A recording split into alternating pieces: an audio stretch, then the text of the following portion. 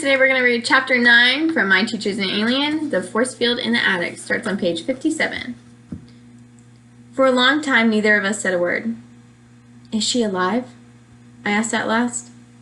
Peter didn't answer me. Peter! I hissed, pinching his arm. Do you think she's alive? Peter turned to me. I could see his face in the blue glow that came from the thing in the center of the attic. His eyes were glazed and blank. I wasn't sure whether he even knew I was there.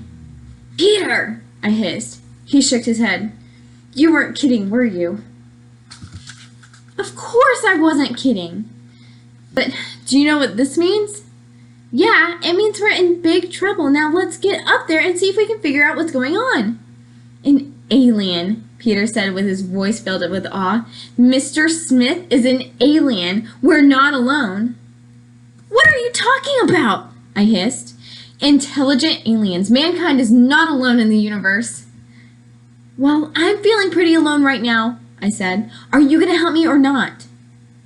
Peter closed his eyes and rubbed his face. Suddenly, his awe turned into fear. Oh my God, he said. What if Mr. Smith catches us here? I rolled my eyes. What do you think I've been so scared about all night, you yo-yo? Suddenly, I realized what was going on. You never did believe me, did you? I said angrily. You thought this was all a joke. Peter shook his head.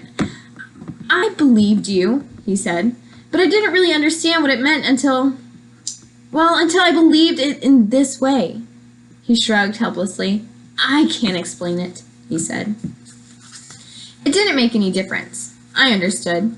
He was feeling the way that I had felt when I saw Broxholm take off his face.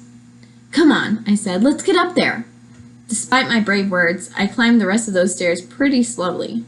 Peter climbed beside me. Standing side by side, we stared at the terrible thing we had found. In the center of the attic was a column of blue light. It was about 3 feet across and stretched from floor to the peak of the ceiling, and in the center of it stood Mrs. Schwartz. Her eyes were wide open, and they hadn't blinked once in all the time that we were looking at her. Her frizzy black hair was standing straight up from her head as if she was getting some sort of horrible shock. Her hands were by her sides, palms forward, fingers separated. I looked carefully, but I couldn't tell if she was breathing.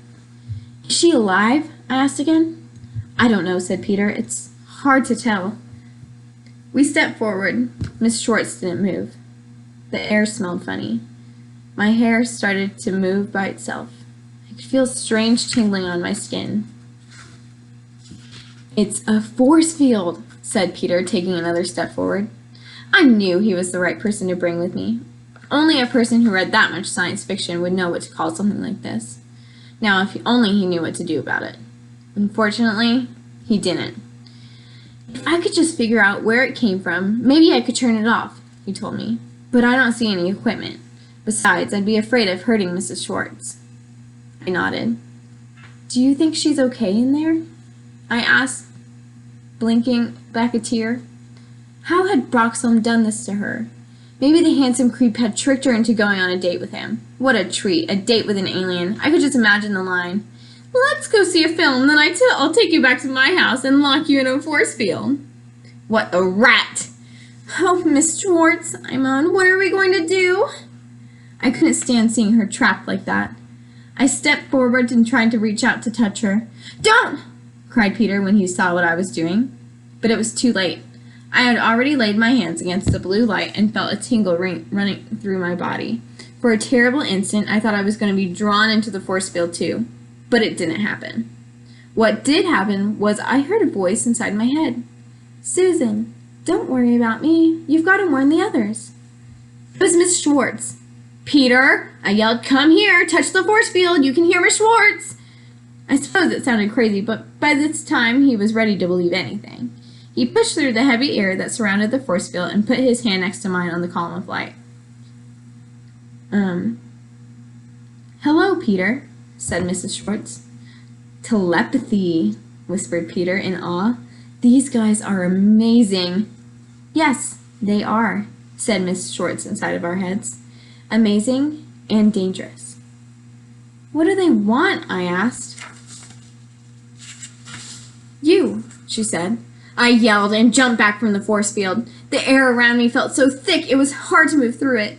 I realized I lost my connection with Miss Schwartz, and pushing forward, I pressed my hand against back against the force field.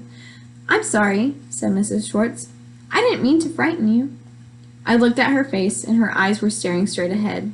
It was weird to hear her voice inside my head when she was standing there like that, looking as if she'd been frozen.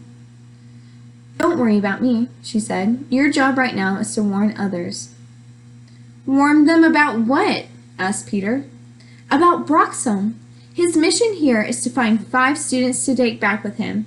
He plans on selecting the best, the worst, and the 3 most average kids." "What's he going to do with them?" I asked. The voice inside my head sounded worried. I don't know for sure. The plan is to bring them back here and head out into space on the night of May 26th. "That's next week!" I cried. Miss Schwartz moaned. "Oh no, I didn't know so much time had gone by," she whispered inside of our heads. "I can't keep track inside here.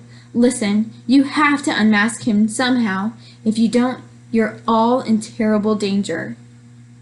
Just then, we heard the front door open and close. Talk about terrible danger. Broxholm was back. And that's the end of chapter 9.